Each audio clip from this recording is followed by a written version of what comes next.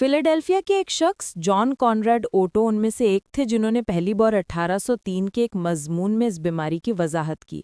उन्होंने मुशाहिदा किया कि यह आर्जा मर्दों को औरतों की निस्बत ज़्यादा मुतासिर करता है, और ये भी नोट किया कि इसमें एक वाज़ह मौरूसी पहलू भी शामिल है। ये ऐसा नहीं था कि आप बस यूं ही किसी शाही बच्चे के गिरने से हीमोफीलिया पकड़ लेंगे। वो एक ख़ानदान की बदकिस्मत हीमोफीलिया की तारीख को 1720 में प्लिमथ की एक औरत तक ट्रेस करने में कामयाब भी हो गए। ये उस वक्त की मालूमात से कहीं ज़्यादा था जो ज़्यादातर लोग जानते थे, लेकिन उन्होंने हीमोफीलिया का नाम नहीं रखा। उसके बजाय उन्होंने इन्हें ब्लीडर्स कहा। सर पर चोट लगना आमतौर पर किसी के लिए भी अच्छा नहीं होता, लेकिन हीमोफीलिया के मरीजों के लिए ये खास तौर पर खतरनाक है। मलका विक्टोरिया की कई औलादें मामूली सर की चोटों के बाद हीमोफीलिया की वजह से जान से हाथ धो बैठी। उनके बेटे प्रिंस लियोपोल्ड 1894 में एक छोटे से गिरने के बाद दिमागी खून बहने से मर गए।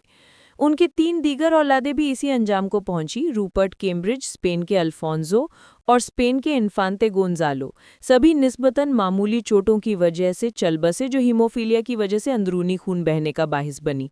विक्टोरिया की जेनेटिक दहशतगर्दी आखिरकार प्रिंस वाल्डेमार ऑफ प्रशिया पर खत्म हुई।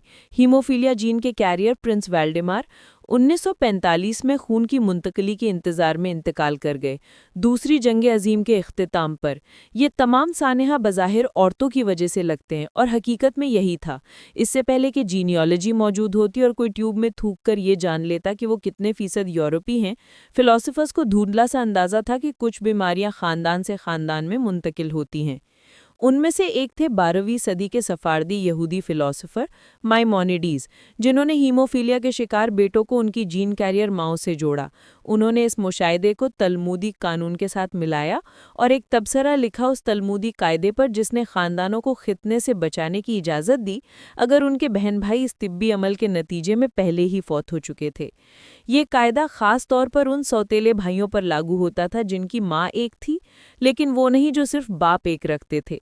16वीं सदी के एक और यहूदी कानून ने शिक में इजाफा किया कि अगर बहनों के बेटे हों जिनके भाई खितने के बाद जिंदा न रह सके हों तो उन पर भी यही कायदा लागू होगा।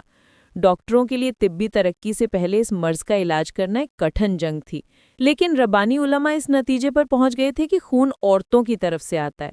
अगर आपके पास कोई नायाब खून की बीमारी नहीं है तो आप शायद अपनी माँ का शुक्रिया अदा करें कि उन्होंने ये आपको मुंतकिल नहीं की।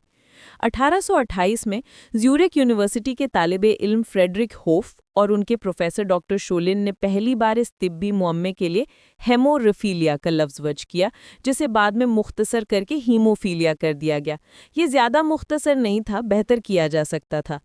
1940 और 1950 की दहाइयों तक डॉक्टरों ने आखिरकार हीमोफीलिया की वजह को अलग कर लिया, मुख्तलिफ खून जमने वाले अवामिल की कमी। इस ब्रेक थ्रू के साथ वो इस बीमारी का इलाज तैयार करने के काबिल हो गए, जो ये नहीं था कि अपने मुकामी जादूगर से राब्ता करें या हर वक्त बिल्कुल साकित पड़े रहें।